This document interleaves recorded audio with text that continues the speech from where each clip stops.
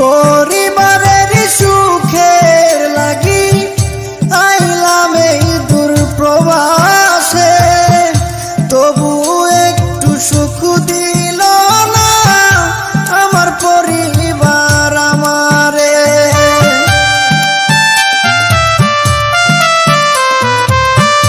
পরিবারের সুখের লাগি আইলাম এই দূর প্রবাসে, তবু একটু সুখ দিল না আমার পরিবার আমারে।